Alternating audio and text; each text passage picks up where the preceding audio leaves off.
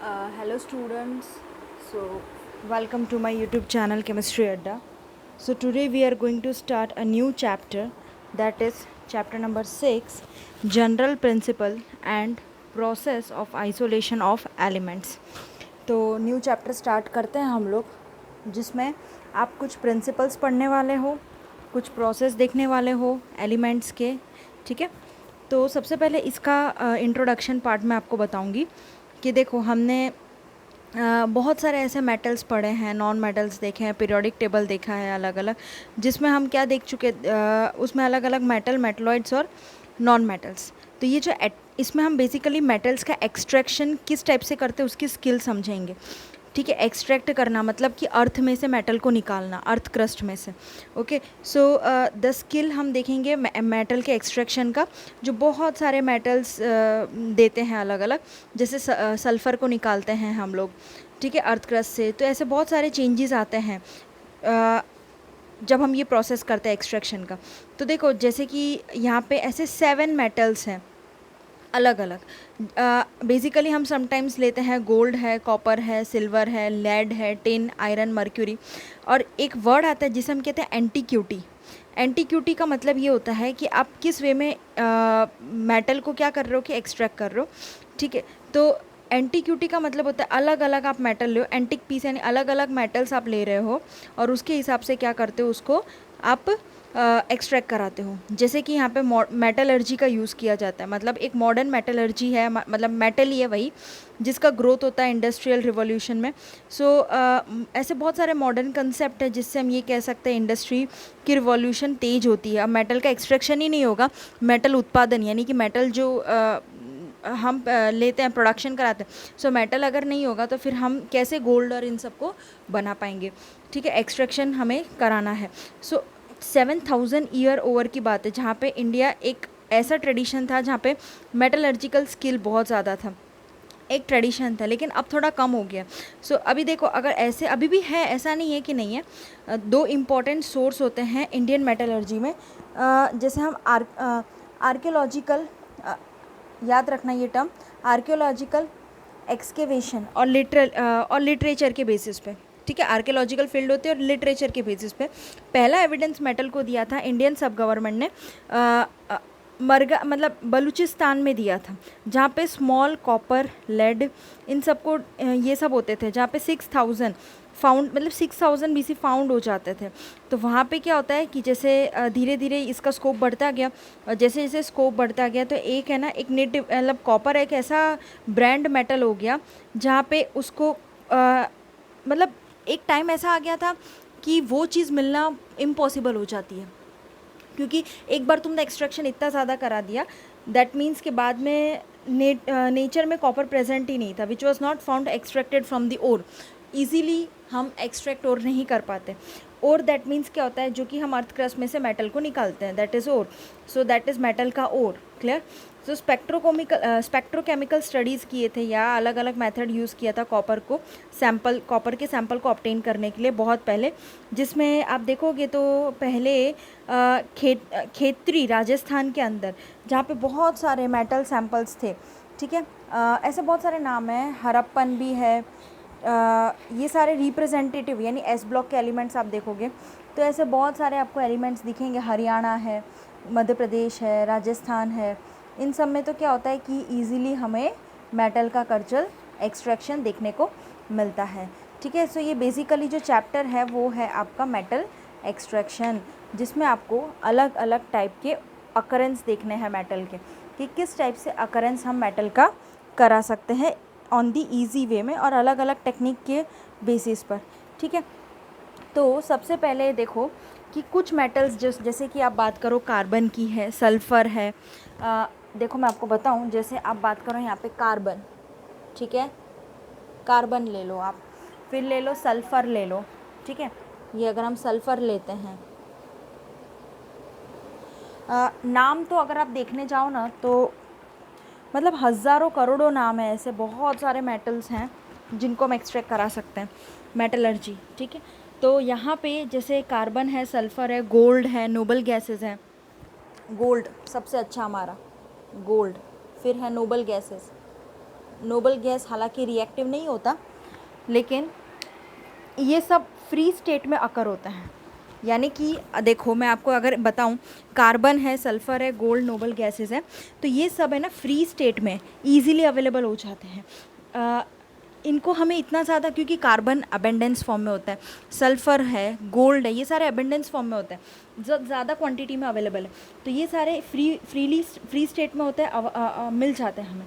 लेकिन ऐसे बहुत सारे दूसरे होते हैं जैसे other are found in combined form in the earth crust. मतलब कि अगर आप देखो कि कार्बन है तो वहाँ पे सिर्फ और सिर्फ कार्बन का ही मेटल बहुत सारा होगा, सल्फ़र है तो सल्फ़र का ही होगा, गोल्ड है तो गोल्ड का। फ्री स्टेट में आपको इजीली अलग अलग मिल जाएंगे।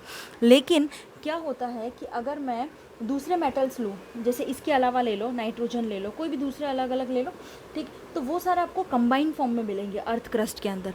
तो यानी कि आपको फिर उसमें से अलग करना पड़ेगा। कंबाइंड यानी कि सल्फ़र, गोल्ड, कार्बन, नाइट्रोजन सब एक साथ होंगे, तो उसमें आपको छांटना पड़ेगा, अलग करना पड़ेगा। तो इस वजह से ये जो चार है ना वो फ्री स्टेट में अवेलेबल होता है और बाकी के कंबाइंड फॉर्म में अवेलेबल होता है अर्थ क्रस्ट में। ठीक है, अब जैसे एलिमेंट्स में यहाँ पे वही बोला है, बहुत ही एबेंडेंस फॉर्म में होता है। अब यहाँ पे इन मेटल्स में आप देखोगे तो aluminium is the most abundant, सबसे एबेंडेंट है ना, तो वो एल्यूमिनियम होता है। एल्यूमिनियम क्या है कि सबसे मोस्ट एबेंडेंट मेटल है। इनफैक्ट हम ये कह सकते हैं कि third most abundant element earth crust में है, सबसे थर्ड मोस्ट है। पहला तो ऑब्वियसली कार्बन हो सकता है, क्योंकि कार्बन आप हर जगह देखोगे, कार्बन की तो बहुत ज़्यादा डिमांड है, सो कार्बन है ही। लेकिन एल्यूमिनियम जो है थर्ड मोस्ट अर्थ क्रस्ट में प्रेजेंट होता है। ओके, अब उसके बाद यानी अप्रॉक्सीमेटली 8.3% वेट का ले लो। और मेजर कंपोनेंट होते हैं बहुत सारे, Al2O3, जैसे आप जानते हो एल्यूमिनियम से लेके, क्योंकि एल्यूमिनियम एक ऐसा कंपाउंड है जो कि अलग अलग ऑक्साइड के साथ रिएक्ट कर जाता है और इजीली देता है। तो इस वे में ये क्या है कि थर्ड मोस्ट एबेंडेंट प्रेजेंट है।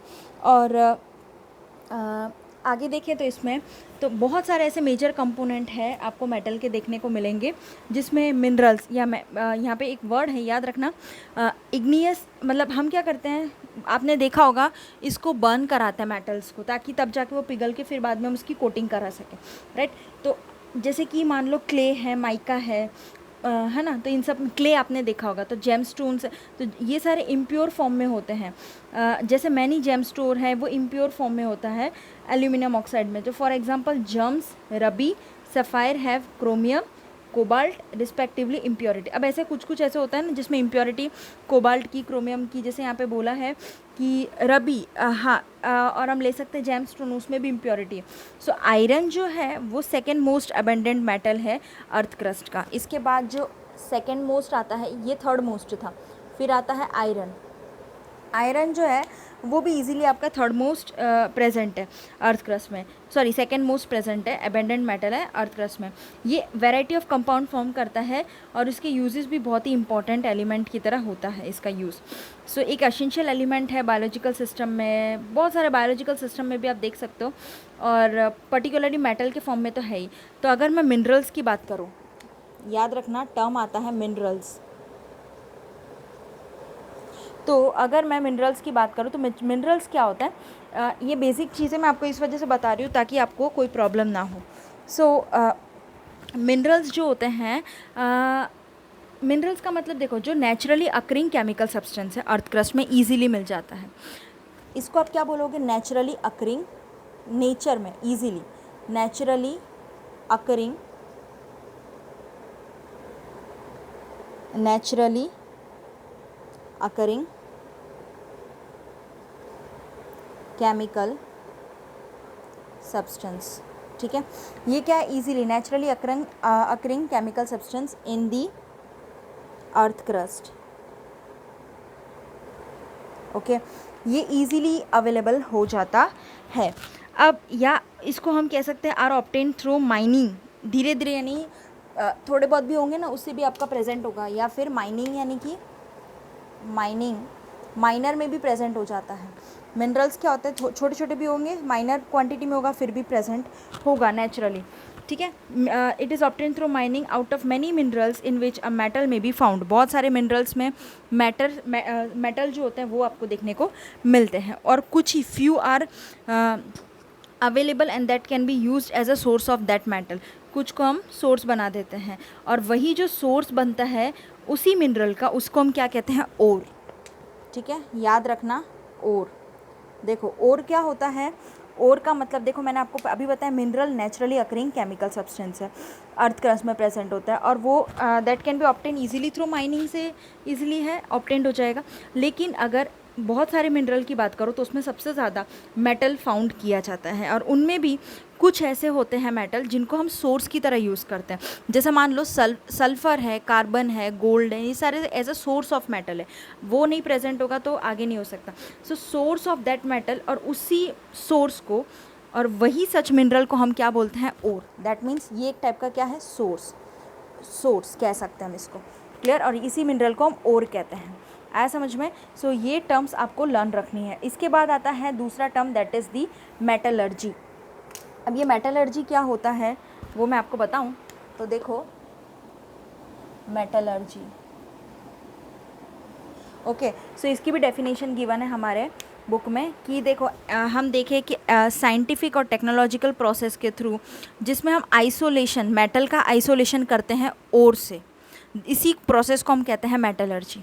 साइंटिफिक और टेक्नोलॉजिकल प्रोसेस यही कहता है, साइंटिफिक वे में या टेक्नोलॉजिकल वे में जाओगे तो दैट इज़ ये सारे प्रोसेसेस जो यूज़ किए जाते हैं फॉर दी आइसोलेशन। हम मेटल को क्या कराते हैं, आइसोलेट कराते हैं, कहाँ से, ओर से। उसका जो खुद का ओर होता है उसमें से हम लेते हैं metallurgy. That means isolation of metal from the ore, from its own ore, that are known as metallurgy. तो यहाँ याद रखो, isolation of metal from its ore। हम आइसोलेशन कराते हैं मेटल का फ्रॉम इट्स ओर, उसके खुद के ओर में से, ठीक है, उसी को मेटलर्जी कहते हैं। That means isolation means what, extraction isolation element का, एक्सट्रैक्शन वही, आइसोलेशन वही। तो एक्सट्रैक्शन आइसोलेशन जो एलिमेंट का होता है वो कंबाइंड फॉर्म में होता है, तो कितनी बार क्या होता है कि हमें अलग करना पड़ता है, राइट ना। तो अब देखो इसके बाद एक जो टर्म आता है जिसको हम कहते हैं गैंग्यू, या इसको गैंगी भी बोलते हैं, बहुत जने गैंग्यू बोलते हैं।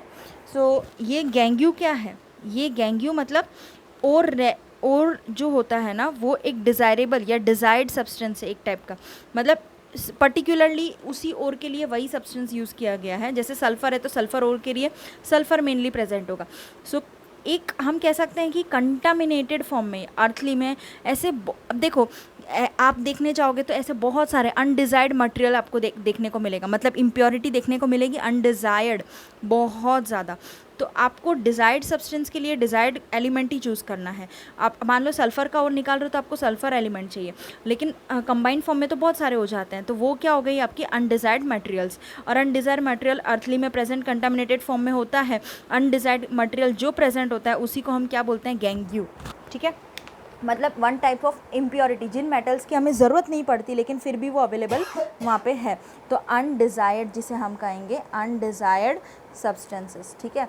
तो ये याद रखना है, अनडिज़ायर्ड सब्सटेंसेस का मतलब है जहाँ पे हमें उसका कोई काम नहीं है लेकिन एक टाइप से ये गैंग्यू क्रिएट कर रहा है। दैट मीन्स कि एक कंटामिनेटेड फॉर्म में नहीं होना चाहिए था, जो हमें हमें एक्सट्रैक्शन के लिए, आइसोलेशन के लिए जो चाहिए वो हमें अलग करना थोड़ा मुश्किल पड़ जाता है, तो दैट इज़ गैंग्यू मतलब अनडिज़ायरेबल सब्सटेंसेस, ठीक है। अब इसके बाद जो हमारा मेन टॉपिक आता है वो उसकी ओर बढ़ेंगे। तो ये पहले चैप्टर का फर्स्ट इंट्रोडक्शन पार्ट था जो हमने देखा। आपके सिलेबस में 6.2 आने वाला है, that is concentration of ore. तो देखो कैसे हम ओर का फॉर्मेशन करते हैं और क्या होता है देखते हैं। सो इसके बाद आप देखोगे कॉन्सेंट्रेशन ऑफ ओर्स, ठीक है। 6.2 कॉन्सेंट्रेशन ऑफ ओर्स, ओके। क्या मात्रा है ओर की, तो वो देखते हैं। जैसे कि हमारे पास देखो हम क्या करते हैं, removal of the unwanted materials, यानी कि हमें जो मटेरियल का ज़रूरत नहीं पड़ती उसको रिमूव करते हैं ना, अनवांटेड मटेरियल, जैसे कि सैंड है, क्ले है, ये सारा ओर में से, उसी को हम कॉन्सेंट्रेशन बोलते हैं। ड्रेसिंग और बेनिफेक्शन कहते हैं। So basically the term concentration का मतलब ये हुआ, आप समझोगे तो देखो क्लियरली पता चलेगा कि removal of the unwanted materials, remove करना, रिमूव या बोलो रिमूवल और या रिमूव बोलो, रिमूवल ऑफ अनवांटेड सब्सटेंसेस या material, of remove of unwanted जो हमें ज़रूरत नहीं है, ठीक है, अनवांटेड मटेरियल्स, ठीक है, ये याद रखो। अनवांटेड मटेरियल में कौन कौन सा आता है, सैंड, क्ले एक्सेट्रा।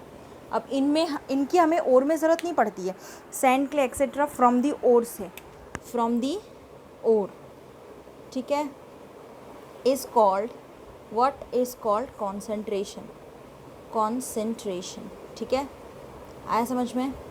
यानी इन सब चीज़ों की हमें ज़रूरत नहीं पड़ती है। आप ये चीज़ समझो कि कभी भी हम कॉन्सेंट्रेशन ओर का लेते हैं तो अनवांटेड सब्सटेंस को नेग्लेक्ट करके ओर में से हटा के और जो बचता है प्रेजेंट है वो उसका कॉन्सेंट्रेशन कहलाएगा। क्लियर। अच्छा, अब उसके बाद जिसको हम बेनिफैक्शन भी कहते हैं, और we can say it as beneficiation, यानी जितनी ज़रूरत है उतना ही बेनिफिट हम लेना, जितना ज़रूर काम है।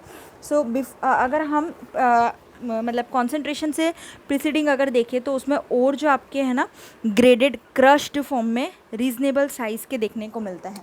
और कैसे होते हैं, तो और जो आपको देखने को मिलेगा क्रश्ड, एकदम आप समझते हो ना, एकदम क्रशिंग होगा, एकदम क्रश्ड फॉर्म में देखने को मिलेगा। और रीज़नेबल साइज़ हो, साइज़ कैसी होगी इसकी, रीज़नेबल होगी। और वी कैन से ग्रेडेड, मतलब एक एक ग्रेड में एक पीस में बटा हुआ होगा। मतलब मान लो कि ये सल्फ़र का ग्रेड है, ये और का, ये कार्बन का और है, ग्रेड है उसका, तो ये क्या है, ग्रेडेड फॉर्म में होता है। कैसा होता है, ग्रेडेड। Clear, okay. अब इसमें नाम ही अलग अलग है, बाकी काम वही है। सो और ग्रेडेड क्रश फॉर्म में रीजनेबल साइज़ होती है। अब और का जो कंसंट्रेशन है उसमें बहुत सारे स्टेप्स फॉलो होते हैं। इन्हीं स्टेप का सिलेक्शन अगर हम करें तो वो डिपेंड करता है उसकी फ़िज़िकल प्रॉपर्टी कंपाउंड की, मेटल मतलब किस फिज़िकल प्रॉपर्टी में मेटल प्रेजेंट है और उसमें क्या गैंग्यू है, मतलब इम्प्योरिटी क्या है। आया समझ में। तो ये सारी चीज़ें टाइप ऑफ मेटल है, उनमें अलग अलग फैसिलिटीज़ हैं। एनवायरमेंटल फैक्टर भी बहुत, तो आप जानते हो कि एनवायरमेंटल फैक्टर भी अफेक्ट करता है, ठीक है। So environmental factor also taken into consideration, you know about it. So the some important concentration अगर हम देखें जो कि हम यहाँ पे डिस्कस किया हुआ है, जिसको सबसे पहला कंसंट्रेशन जो बोला गया है, जिसको हम कहते हैं यहाँ पे, that is the hydraulic washing. क्या कहते हैं इसको, हाइड्रोलिक वॉशिंग। चलो देखते हैं।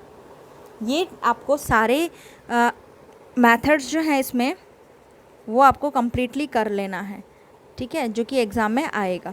हाइड्रोलिक वॉशिंग, हाइड्रोलिक वॉशिंग का मतलब है, अभी देखो ये बेसिकली देख ये क्या बोल रहा है, ये बेस्ड किस पे है, difference between the specific gravity of the ore and the gangue particle. अब इसका मतलब क्या हुआ, अब देखो आप जानते हैं कि हाइड्रोलिक यानी इसका मतलब ही ये हुआ कि एक टाइप की हाइड्रोलिक प्रेशर ग्रेविटी से कुछ लेना देना, यानी कि कुछ ना कुछ इसमें ऐसा डिफरेंस हमें देखने को मिलता है जो हमारे आपको पता है और तो हमारे अर्थ क्रस्ट में ज़मीन के नीचे प्रेजेंट है, और अर्थ क्रस्ट में तो कुछ ना कुछ स्पेसिफिक ग्रेविटी है और का, और उसके अंदर हमारे पास गैंग्यू पार्टिकल्स प्रेजेंट है, मतलब कि कुछ ना कुछ अनवांटेड मटेरियल्स भी प्रेजेंट है।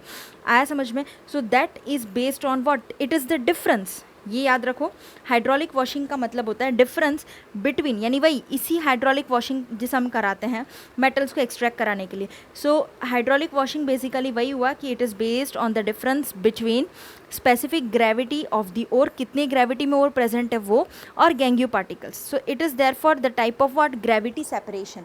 एक टाइप का क्या करता है, ग्रेविटी को मतलब एक टाइप का क्या है, सेपरेट कराता है। यानी आप जानते हो कि ओर को सेपरेट कराने के लिए हमें वन टाइप ऑफ ग्रेविटी में, अर्थ क्रस्ट की ग्रेविटी हम जानते तो उसमें हमें जाके एंड देन फिर हमें ग्रेविटी को सेपरेट कराना। सो इन सच प्रोसेस क्या होता है, अपवर्ड एक में देखो इसमें स्टीम लगी होती है। ये बेसिकली आपको क्लियर है कि यहाँ पे क्या बोला है कि एक बात हम यहाँ पे कह सकते हैं कि ये बेस्ड है डिफरेंस किसके बीच में, स्पेसिफिक ग्रेविटी जो और मतलब जो भी ग्रेविटी है हमारे ओर में जो प्रेजेंट है और गैंग्यू पार्टिकल्स है उसके बीच का डिफरेंस क्या है। तो एक टाइप का ग्रेविटी सेपरेशन हुआ। ग्रेविटी सेपरेशन का मतलब हुआ कितने नीचे, एकदम ज़्यादा नीचे है या क्या है, तो उसको हम जानने के लिए हम सेपरेशन कराते हैं और हमारे ओर को निकालना है। मान लो सल्फ़र है, कोई भी ओर है, सो उसको हम अलग कराते हैं। सो जैसे कि यहाँ पे एक ऐसा प्रोसेस है जिसमें एक क्या होता है, upward steam of running water is use to wash the powdered ore. इसका मतलब ये हुआ कि पता है ऊपर में स्टीम प्रेजेंट होता है, अपवर्ड स्ट्रीम। क्या बोला गया है, ऊपर में स्टीम प्रेजेंट होता है जिससे पानी जा रहा होता है। आप देख सकते हो जैसे हाइड्रोलिक नहीं, जैसे आपने कुआं देखा होगा, कुएं में भी हम क्या करते हैं, पानी लेते हैं, पानी हम सॉरी उसमें तो पानी लेते हैं बाल्टी डाल के, लेकिन इसमें क्या होता है, अपर से स्टीम प्रेजेंट होती है और जिसके थ्रू हम क्या करते हैं, पानी आ ही रहा होता है, जो कि हम यूज़ कराते हैं पाउडर्ड ओर के लिए, जो कि हमारे पाउडर्ड फॉर्म में, क्रश्ड बोला था ना, क्रश पाउडर्ड फॉर्म में जो प्रेजेंट होता है। सो ये वही है कि एक प्रोसेस होता है जिसमें upward steam of running water है और that is use to wash the powdered ore जो भी ओर होता है उसको वॉश कराने के लिए। और उसके बाद जो लाइटर गैंग्यू पार्टिकल्स होते हैं वो वॉश्ड अवे, वो तो देखो लाइटर जो सबसे स्मॉल लाइटर पार्टिकल्स होंगे ना गैंग्यू पार्टिकल, वो तो पूरी तरह से वॉश्ड हो जाएंगे एंड जो हैवियर वन पार्टिकल्स होंगे वो ही सिर्फ और सिर्फ लेफ्ट बिहाइंड रहेगा। आया समझ में? तो ये चीज़ आपको याद रखनी है। अब पार्टिकल्स हैं तो छोटा लाइट वेट लाइटर भी होगा और कैसा होगा, हैवियर भी, दोनों आपको देखने को मिलेगा। So basically hydraulic washing is what, it's difference between specific gravity on ore and the gangue particle, कितना स्पेसिफिक ग्रेविटी है ओर में एंड हमारे गैंग्यू पार्टिकल्स क्या क्या है, मतलब कितने प्रेजेंट्स हैं, यानी इम्प्योरिटी अनवांटेड क्या है, कितने हैं। अनवांटेड को सेपरेट कराने के लिए हमें ग्रेविटी सेपरेशन कराना पड़ता है अनवांटेड पार्टिकल्स को, एंड ये प्रोसेस में हम अपवर्ड से स्टीम प्रोवाइड करते हैं जिसमें पानी रनिंग होता है और जिसको हम यूज़ करते हैं पाउडर्ड ओर को वॉश कराने के लिए, ताकि पाउडर्ड ओर वॉश होगा तभी तो हैवी और लाइट पार्टिकल सेपरेट होंगे। ठीक है, अब लाइटर पार्टिकल्स तो पूरी तरह से वॉश्ड हो जाते हैं और जो हैवियर पार्टिकल्स होते हैं वो लेफ्ट रह जाता है। ये आपका था हाइड्रोलिक वॉशिंग। क्लियर? अब इसके बाद जो आता है जिसको हम कहते हैं मैग्नेटिक सेपरेशन, तो चलिए देखते हैं वो क्या है।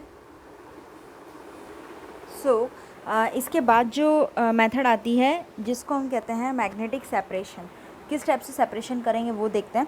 सबसे पहले ये जो है वो बेस्ड है, एक देखो ये इसका पूरा एक स्कीमेटिक डायग्राम है जिसमें आपको देखने को क्या मिलेगा कि हमारे पास ये मैग्नेटिक रोलर है, मतलब ये रोल करता है, ये पूरा ये घूमता रहता है, मैग्नेटिक रोलर है। ठीक है, और यहाँ पे हमने दो बकेट, मतलब वही बकेट में एक में मैग्नेटिक पार्टिकल्स प्रेजेंट है और एक में नॉन मैग्नेटिक पार्टिकल्स प्रेजेंट है, और इस टाइप में ये पूरा प्रोसेस होता है जिसमें ये ग्राउंड और यहाँ से छान के नॉन मैग्नेटिक पार्टिकल्स में इधर आता है और मैग्नेट पूरा घूम के मैग्नेटिक पार्टिकल्स इधर आता है। ठीक है, सो अभी ये समझते हैं क्या है वो चीज़ कि देखो, एक तो ये पूरी तरह से बेस्ड है कि मैग्नेटिक प्रॉपर्टी जो होती है और की और कंपोनेंट्स की, आप जानते हो कि अगर मान लो मैंने सल्फ़र लिया है या कार्बन लिया है तो इन सब की एक मैग्नेटिक प्रॉपर्टी का मतलब होता है मैग्नेटिक फील्ड, और कितना मैग्नेट से कितना अफेक्टेड है, अट्रैक्टेड है, रिपल्ड है, यानी जो भी है हर एक मेटल की कोई ना कोई मैग्नेटिक प्रॉपर्टी होती है, फिजिकल, केमिकल, मैग्नेटिक, ये सारी प्रॉपर्टीज़ हम जानते हैं। Magnetic that means magnetic field से कितना है उस मेटल का, पर्टिकुलरली दैट मेटल। सो ये बेसिकली बेस्ड है किस पे, difference in the magnetic property of the ore components, क्या और कंपोनेंट से क्या डिफरेंस लेता है, मतलब क्या प्रेजेंट है। सो यहाँ पे हम कह सकते हैं this is based on differences in the magnetic property, ये पूरी तरह से मैग्नेटिक प्रॉपर्टी में जो डिफरेंसेस होते हैं और कंपोनेंट्स के साथ। तो यहाँ पे देखो कि हम यहाँ पे बता सकते हैं कि अगर देखो आइदर द ओर और the गैंग्यू is attracted towards magnetic field, या तो देखो या तो ओर होगा या तो गैंग्यू यानी अनवांटेड पार्टिकल्स वो अट्रैक्ट होंगे टूवर्ड्स मैग्नेटिक फील्ड, तो तभी जो सेपरेशन हो पाएगा इस मेथड से। क्लियर? आप समझ रहे हो ना, ये बेसिकली मैग्नेटिक प्रॉपर्टी का ही है। सो मैंने आपको क्या बोला, आइदर दी ओर और the gangue is attracted towards the magnetic field, magnetic field से अट्रैक्ट करेंगे तभी ये सेपरेशन इस मेथड से हो पाएगा। फॉर एग्जांपल यहाँ पे देख सकते हो कि आयरन का ओर अगर मान ले है, iron is the best example, right. Iron ore है जो कि अट्रैक्ट होता है टूवर्ड्स द मैग्नेट, है ना, एंड हेंस वो मैग्नेट की ओर अट्रैक्ट हो जाता है। तो दैट मीन्स क्या होगा, non magnetic impurities can be separated out. Clear ना, मैग्नेट की ओर अट्रैक्ट हो गया, that means non magnetic impurities that can be separated from them using the magnetic separation. यानी कि मैग्नेटिक सेपरेशन के थ्रू हम क्या करा सकते हैं, हम करा सकते हैं नॉन मैग्नेटिक इम्प्योरिटीज़ को सेपरेट करा सकते हैं, क्योंकि हमने आयरन लिया है और आयरन क्या करता है, मैग्नेट पे अट्रैक्ट कराता है। तो मैग्नेट पे अट्रैक्ट करने के बाद वो मैग्नेटिक पार्टिकल्स देगा। ठीक है, तो हम यहाँ पे नॉन मैग्नेटिक पार्टिकल्स का क्या करें, तो उनको हमें सेपरेट कराना है इस वे में, और इसी प्रोसेस से जिसे हम कहते हैं मैग्नेटिक सेपरेशन। आया समझ में? ठीक है। तो ये आपका है दैट इज़ आयरन जो अट्रैक्ट हो गया, और नॉन मैग्नेटिक इम्प्योरिटीज़ जो भी प्रेजेंट है उसको हम सेपरेट कराएंगे इस मेथड से। दैट मीन्स कि पाउडर्ड ओर जो कि ड्रॉप्ड होता है ओवर अ कन्वेयर बेल्ट। अच्छा, अब हम ये सेपरेशन मेथड कर ही रहे हैं तो मैं आपको बता दूं कि हमारे पास ओर है पाउडर्ड फॉर्म में ही, वही ओर जो क्रिस्टलाइज पाउडर्ड क्रश्ड फॉर्म में होता है। सो that is dropped over a conveyor belt which moves over a magnetic roller. अब पता है क्या होता है, पाउडर्ड ओर जो होता है ना, ऐसे देखो फाइनली ग्राउंड ओर, ये ग्राउंड ओर यहाँ से आए तो क्या होता है, यहाँ से क्या होता है, ओर इजीली पास होता है। सो जी ओर जो होता है वो ओवर अ कन्वीनियंट बेल्ट, इसको हम एक टाइप से क्या बोलते हैं, रोलर को एक टाइप का बेल्ट बोल, यही रोलर बोलो कन्वीनियंट बेल्ट बोलो। So which moves over a magnetic roller. तो देखो यहाँ पे क्या होता है, यहाँ पे मैग्नेटिक रोलर के ऊपर एक बेल्ट लगी हुई होती है। ये जो रोलर है ना, एक्चुअल में ये रोलर आपको अभी सर्कल दिख रहा है, लेकिन इसके ऊपर एक बेल्ट लगी होती है जिस पे क्या करते हैं कि ओर चिपकते हैं, मतलब यहाँ पे ओर आ जाता है। ठीक है, यहाँ पे फाइनली ग्राउंडेड ओर हमारे पास मिल चुका है। ये मैग्नेटिक रोलर है, ये घूमता ही रहता है, और इसके ऊपर क्या है, बेल्ट लगाया हुआ है। अब बेल्ट लगाया हुआ है दैट मीन्स कि यहाँ पे जो ये पाउडर ओर है वो पूरी तरह ड्रॉप्ड आउट, उसके ऊपर ड्रॉप्ड हो जाएगा, है ना, और वो मैग्नेटिक रोलर की तरह ही वो भी घूमने लगता है, बेल्ट भी। क्लियर, जो कि आपको फिगर में गिवन है। अब ये magnetic substances remain attracted towards the belt. आप जानते हो कि जो भी मैग्नेटिक सब्सटेंसेज यानी मैग्नेटिक पार्टिकल्स होंगे, बिकॉज आयरन है मैग्नेट की ओर अट्रैक्ट करता है, सो मैग्नेटिक पार्टिकल्स जितने भी होंगे वो क्या होंगे, बेल्ट की ओर, टूवर्ड्स बेल्ट की ओर अट्रैक्ट कर जाएंगे एंड फॉल और क्या करेंगे, and fall close to it. और अट्रैक्ट करने के बाद देखो इस वे में यहाँ से फॉल डाउन कर जाएंगे।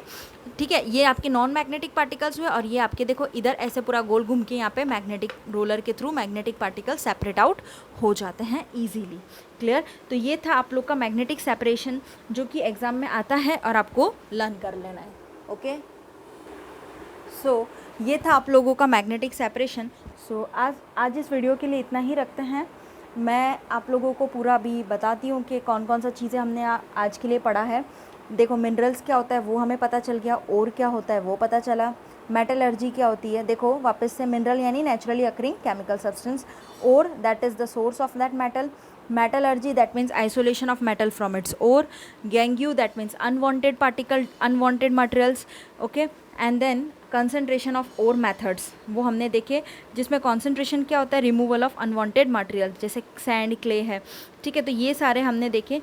और हाइड्रोलिक वॉशिंग जिसमें मैंने आपको अभी बताया था, ग्रेविटी सेपरेशन बेसिकली, और मैग्नेटिक सेपरेशन में आप समझ सकते हो कि मैग्नेटिक पार्टिकल्स को सेपरेट कराना नॉन मैग्नेटिक को नॉन मैग्नेट से, जैसे अभी मैंने आपको आयरन का एग्जांपल बताया था।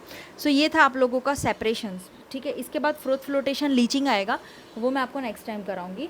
सो if you have any doubt then please ask me.